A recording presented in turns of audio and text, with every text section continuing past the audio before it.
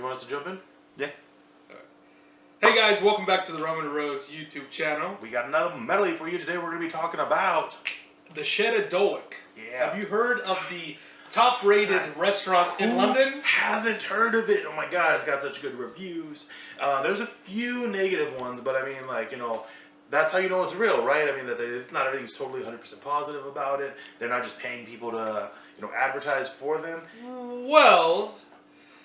Well, indeed. Tell us, continue On more. TripAdvisor.com, there was a restaurant called The Shed at Dulwich. Dulwich? No one knows. I don't know how to pronounce that. I'm not English. However, it turns out that this restaurant was completely fake. Fabricated. Did not have a true location. In fact... Well, it did have a location. Let me tell you a story.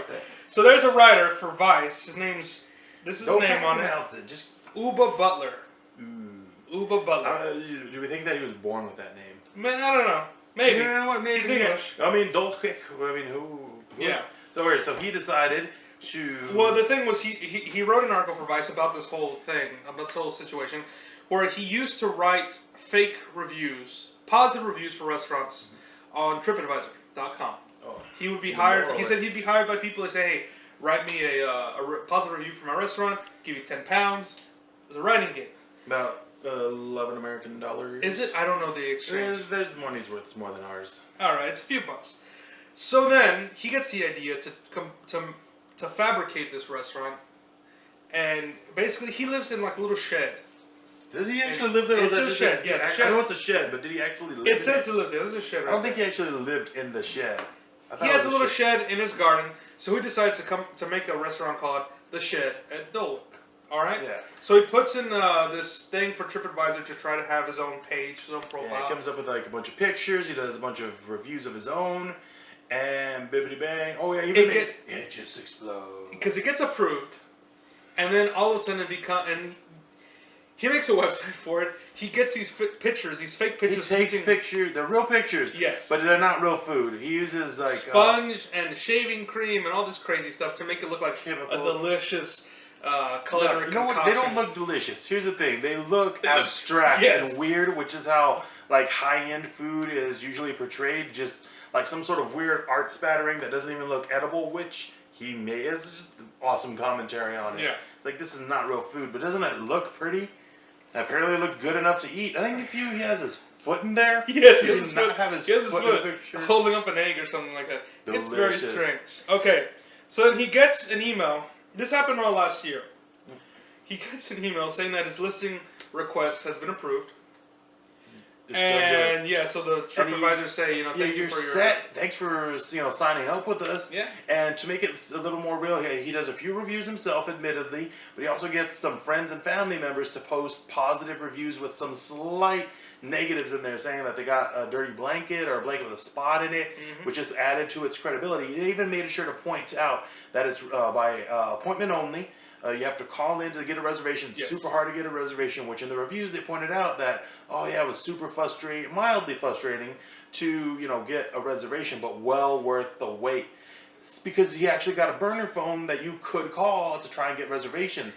And then he recorded some of the conversation. He was a bit cryptic with it, like, do you know Jackie? Like, trying to be innuendo, like, what is it? Like there was a code word that you don't know yet. Yeah.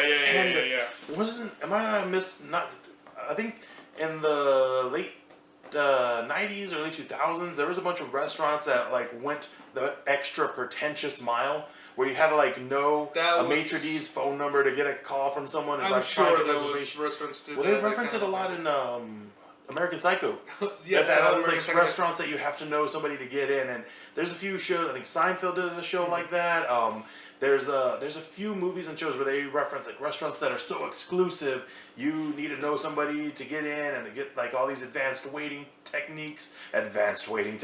What? It's like, I've been mastering advanced waiting techniques. It's ridiculous. But the idea is it gives you a sense of exclusivity that, you know, it's a barrier out. Now, they don't do that as much in most restaurants now. No. That's seen as, because I was out of France. It's pretentious, and you want people to show up, you know, so that they can eat, so they can tell other people. The word of mouth, you want the spread.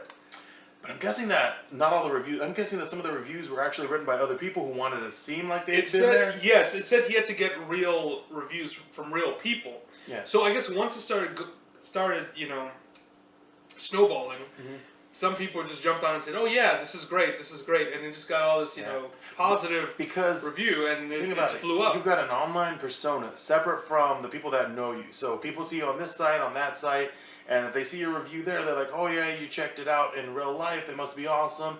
They don't want to be left out. They add one on. It just becomes this whole. How would you phrase that? Well, there's a thing. I interviewed a person the other day, and they had this thing for the business. Said they wanted Customers.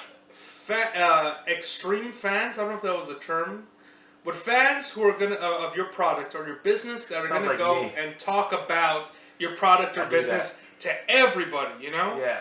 And I guess this was the whole thing. It's like he got these extreme fans who had never been there, because it was a fictitious restaurant, and they just kind of want to jump on the bandwagon and become these extreme fans. I mean, it becomes like, what is it they said? If everybody who was at Woodstock, it would have been like it filled up the whole county. I think that's that's how to say, because so many people say they were there. Most people weren't. It was a lot smaller than a lot of people think it was. It was bigger than it was supposed to be, which this turned out to be. But it just becomes this whole thing where you just start talking it up and like, "Oh yeah, I checked out that place." Or whenever somebody brings up an event that you hadn't heard about, like, "Oh, did you hear about so-and-so doing such and such?" It's like, "Oh yeah, I heard about that." Actually, I was talking with a guy who was there. Everybody knows a guy or a person. Exactly. You kind of want the connection to something that's buzzing. There's several times, where a coworker of mine will say, "Oh yeah, I ate this at this restaurant. It's really great." Then in conversation with totally somebody else who doesn't even know about this restaurant or care, or not even like the food, it comes up and I'm like, "Oh yeah, I know the reference. I've heard it before, and I heard something positive, so I must say something positive." Yeah. It's like it feels like you can't say anything negative if you haven't been there, but you could say something positive if you heard somebody else say something. And if you're dismissive, you just say, "Oh yeah, I've heard good things." Makes it sound like you're familiar with it more than you are, when in fact you're just barely familiar with it. And this just sort of kind of kept blowing up. This was actually, more importantly, was sort of showing a big loophole that the website TripAdvisor had. Basically, people, how you could, it wasn't vetted, how a lot of the actual places in there weren't vetted, and they've gotten a little bit of flack, I believe, for having, deleting negative reviews, I think in general, to make certain places look, and I'm assuming I say in general, but I bet you a lot of the businesses say, "Hey, could you take the bad ones out?" Which makes it less reliable. I mean, it's frustrating now, especially with hotels, that they had a lot of their negative reviews taken out. But if you go online and look up negative reviews on places, some of them are just too hilarious. Some people are clearly trolling, and some people are just so angry that it's hilarious. Yeah, understandably. So what do we know? Do we learn something from this? Do we grow? I don't know, because it's not to trust TripAdvisor, or is it just showing us more the gullibility and how people want to be involved in stuff? It says right here they had an exchange with somebody from TripAdvisor, and they said usually, because it's basically fraud in a way, kind of.